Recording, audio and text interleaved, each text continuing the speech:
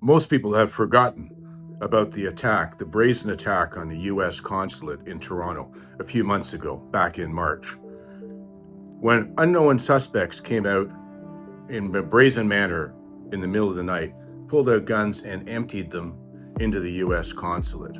Pictures of the vehicle were captured, but then it sort of faded off out of the headlines and people forgot. Well, that shooting has now come roaring back to tie together United States intel, the United States, Canada, Canadian law enforcement, Hezbollah, and Iran to suspects in that shooting that may have been tied to international terrorism that resulted in the murder of a Toronto police officer just this morning. I'm going to get into that for you, but right now we're going to go dive right into the police scrum that they had on the death of this officer to let you know where things are going. Police officer Mark Pinzotto was murdered today doing a high-risk search warrant takedown of the suspects involved in the U.S. Consulate shooting. Let's get into right now what the chief has to say shortly after the death of the officer this morning. Myself and Police President Clayton Campbell and our teams met with Mark's family at the hospital to confirm this devastating news, and they are grieving a profound loss. Death notifications. Every police officer has had to do them. I've done many of them. My first one was almost scared the life out of me. I went to go do it, and I have to do many of them over the years. I've never had to give one, though, to a police officer's family when that man in their life, that police officer, was just shot and murdered. I've been through, I can remember in a short period of time, almost 8 police funerals that I went to, and they're quite devastating. But to have to deliver this information to the family while you're at a hospital with the body of the dead officer there is devastating. Words cannot describe the pain they are feeling. Mark served the Toronto Police Service for 18 years, including 5 years as a specially trained emergency task force unit member. This officer, Mark, he was no puppy. He was no young officer. The Toronto Police Force right now is plagued with a ton of young officers, but he had 18 years on. And he was really quite the hockey player, too. Quite a star, him and his 2 brothers. They're widely known. His one brother made it to the NHL. This guy, Mark, would have been a tough customer, and I'm sure a lot of people know him. But he was no young puppy going into this very dangerous search warrant. And I spoke to another officer who used to handle things in that division, and he said this particular building is not a good place to be doing a high-risk search warrant. It's full of criminals. They're all on the lookout. They see any cops, signals go out, word goes out. It's a tough place to do a search warrant.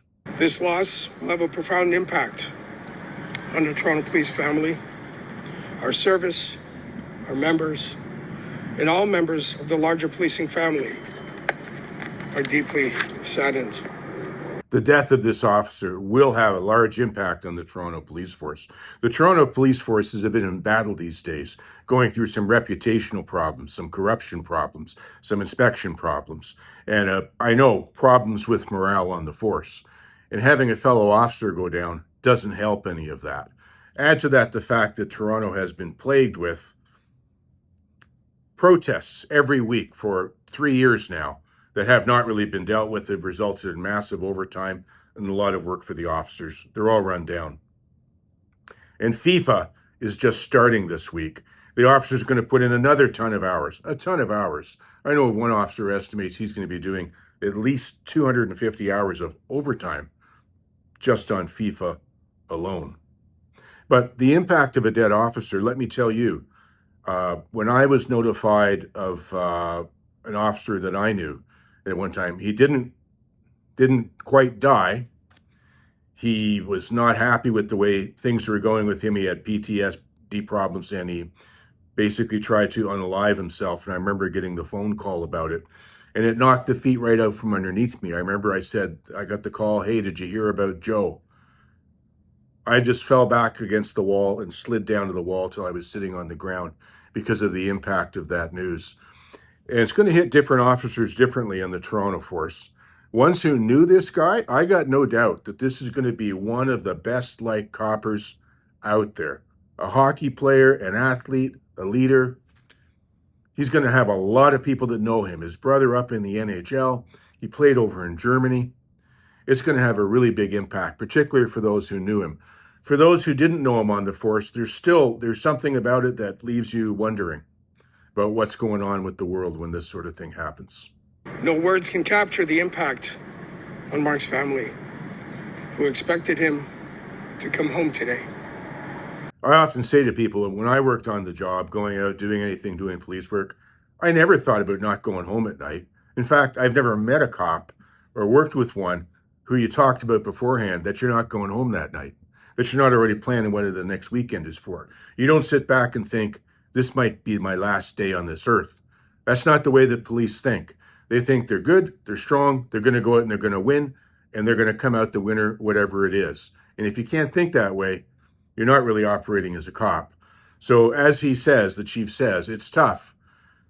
I know the cops don't like to think that way. They don't think about, I'm not coming home, but maybe the family members do. And that's tough.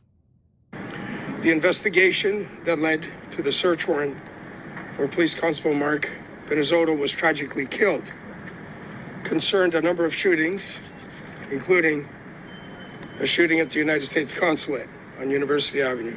Let me give you a brief rundown on the shooting at the U.S. Consulate. It happened on March 10th at about 4:29 in the morning when the suspect vehicle drove down the main boulevard in downtown Toronto, brazenly stopped right out in front of the U.S. Consulate, got out of the car, and emptied a gun right into the consulate. I have another video on that I'll link to at the end of this video that covers off that shooting. We've never heard anything more about that shooting after it happened, just a picture of the suspect vehicle, but nothing more going on. Until the FBI recently made an arrest. This is the arrest that makes this terrifying for North America and for Toronto and Canada.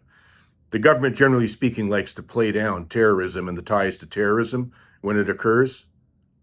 I know it does, and people need to be aware. Let's look who this suspect is that the FBI got. The suspect was al-Sadi, a 32-year-old commander with Hezbollah, and he also worked for the Iran Revolutionary Guard, the IRGC, and he was arrested in Turkey by the FBI and handed over to U.S. authorities.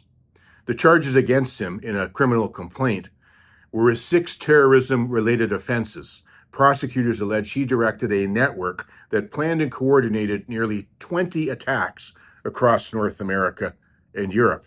Now, some of those attacks were in Toronto, allegedly the U.S. Consulate. That was a contracted hit by this man that the FBI arrested. Shootings at our synagogues, because this is the IRGC, anti-Semitic, we had synagogues that were shot at.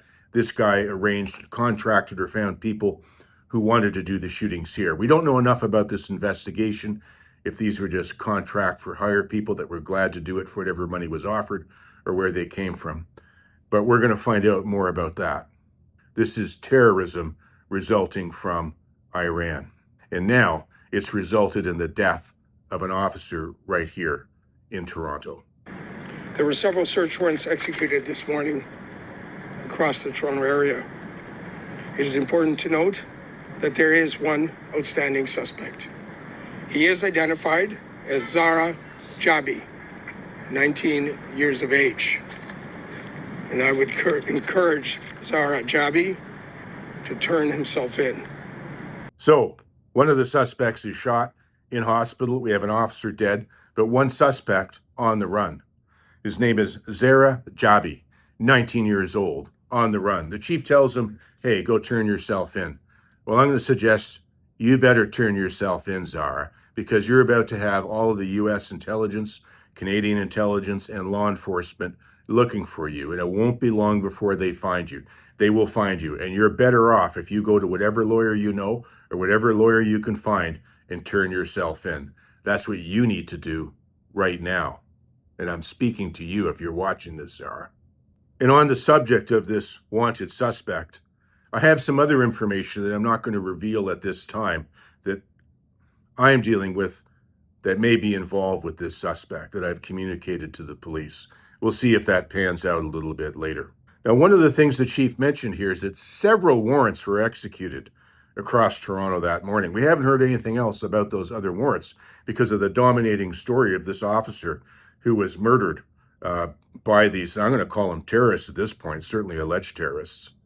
What came of those other warrants? We will find out. It's also interesting that the timing here of taking down these suspects was right before the FIFA games start tomorrow in Toronto. Were they planning something else? Did they have other shootings or acts to take place? We'll have to wait and see. In the meantime, if you're in Toronto and you see a Toronto cop, give him a wave and a pat on your heart. Let him know you're with him. It's a tough time for the cops in Toronto. And let's get this guy Zara and tune in for next time to see how this is moving along. This is Ross McLean for the McLean Chronicles.